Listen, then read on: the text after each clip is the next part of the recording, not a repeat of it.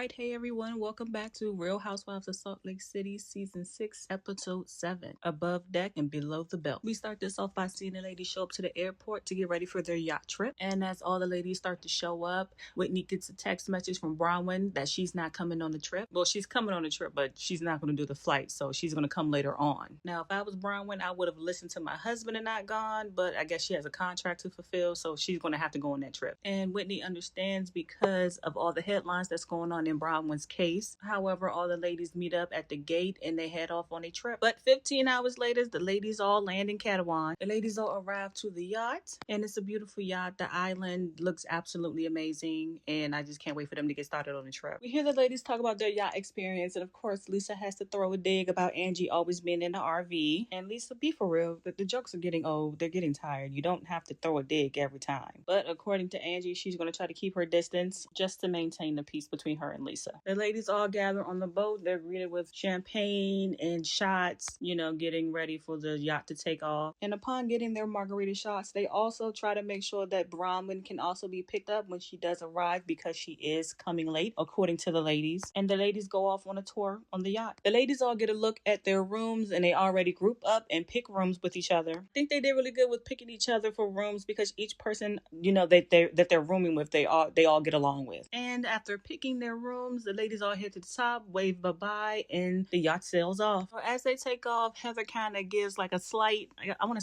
warning, like, hey, look, this man don't know that we're psycho. He doesn't know that we're about to fight each other or anything like that. So let's just kind of have a good rapport with him because, me and Whitney have a good rapport with him. Heather, I feel like you should have told them this before they even got on the boat. That little speech should have been on the plane. And as this conversation goes on, we see Brittany talking about, she's going to flirt with the captain because she's on a 30-day break from Jared, and how she's during the 30-day break that, Jared did like a kind gesture, which is all it takes for Brittany to do.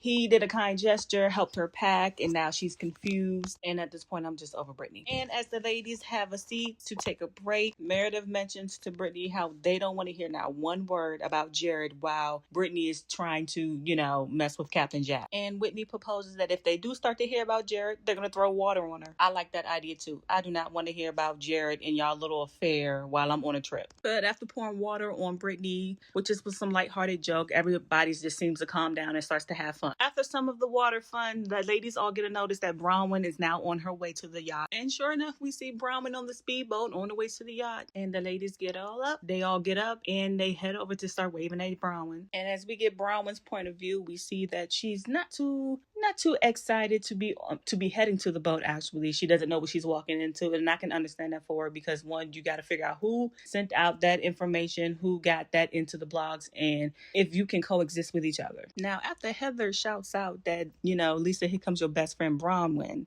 Lisa starts to talk about Bronwyn's and her issues, and she doesn't know how Bronwyn is going to feel on the trip with all the issues being out on the internet. And this is where I can't stand Lisa, because if y'all are cool, then why are you in such happiness that some stuff came out about Bronwyn, even though this stuff happened years ago? It's not even stuff that's relevant. Why are you so happy that it came out and trying to say like, oh, you don't want to call it karma? But that's what you're trying to insinuate, Lisa. And as we see, Bronwyn arrives in her peculiar outfit. I mean, it was cute and funny at the same time, but go ahead, Bronwyn. So after greeting Bronwyn, the ladies are all going to change and they're going to come back. And as we see in this next scene, the ladies are all settling in. They're getting their baggages and they are starting to get ready to eat. Now, as we see different scenes of the ladies just relaxing for a moment before they get ready to eat, one of the ship's crew pulls out a cucumber. Now, I don't know who bag that was, but who bringing cucumbers on this trip and why? And I hope it's for your eyes. And of course, we see Meredith and Lisa speaking on Bronwyn and also talking about what's going on with Bronwyn and if she's going to bring it up. And while Bronwyn is unpacking, Brittany is asking her why she's late, what took her so long. And of course, Bronwyn's like, look, I don't want to talk about it right now. I just want to unpack. But to Brittany, Bronwyn did say somebody is planting stories about me. And Brittany mentions that, I did see those. And Bronwyn is saying, yes, someone from this group planted those stories. And Bronwyn also says, the story has changed so many different times. So which story is it? And they're just not true. She denies all of it. So Bronwyn also further discusses everything else that's been going on in her life because of those rumors with Brittany, and how Todd had also said that I don't think you should even go on a trip with the ladies. And as this goes on, we see the ladies getting ready, out already having fun in their nice outfits. The chefs are getting ready to, I guess, disperse lunch with the Greek salad. Despite Angie not feeling good, I guess she has C6 sickness, she still shows up.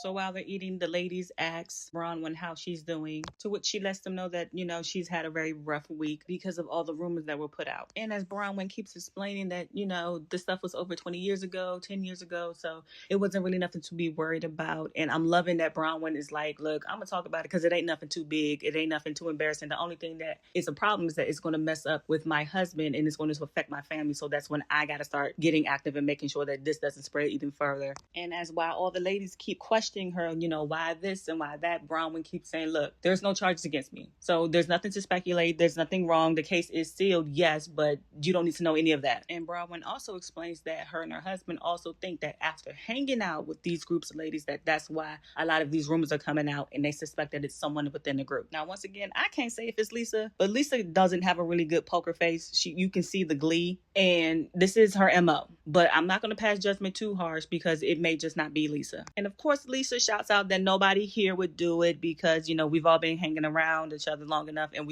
that's just not something that they would do.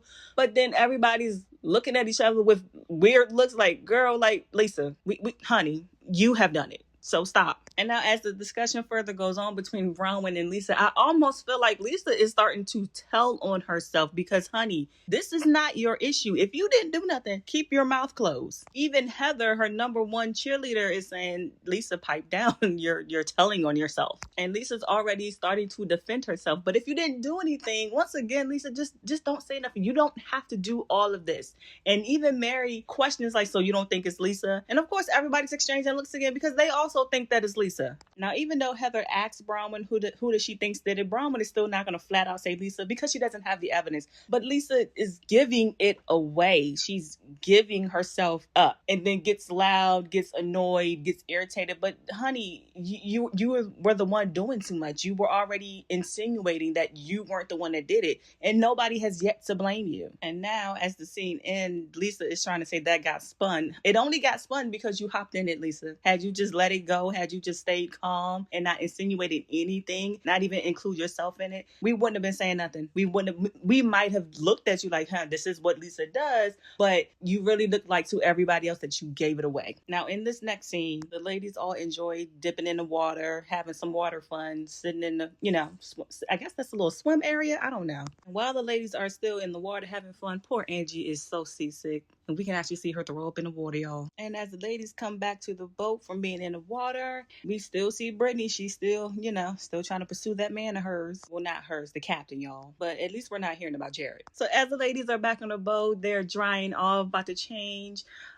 Whitney goes to Brittany and Bronwyn's room, and Bronwyn pulls out that daggone unicorn with Jared's voice. Whitney and I made the same voice, like, girl, you don't need that daggone unicorn. And as we can see, Brittany is flirting with everybody. She's trying to get somebody on that boat. So while Brittany is still out flirting, talking about some she builds and she sells, I still don't know what you build and sell, we see Bronwyn and Whitney start to talk about what happened at lunch. So then Bronwyn brings up the fact that Lisa had called her Conwyn one day, and that's what had came out in one of the blogs about Bronwyn. So that was red flag number one for Bronwyn, that Lisa may have had something to do with the blogs coming out like that. Now, Frogwyn or Conwyn, Lisa, girl, you sloppy with it. If you gonna put out some stuff, at least cover your tracks if you're going to do something like that. So everybody already has an inkling that you are doing this stuff because you used to do it. That is your MO. Now, Bronwyn has some type of evidence that it actually is you. It came out on Twitter after you called her that. At some point, Lisa is just going to have to own up to her wrongdoings. It's getting crazy. There's no reason for you to still be coming after that girl. And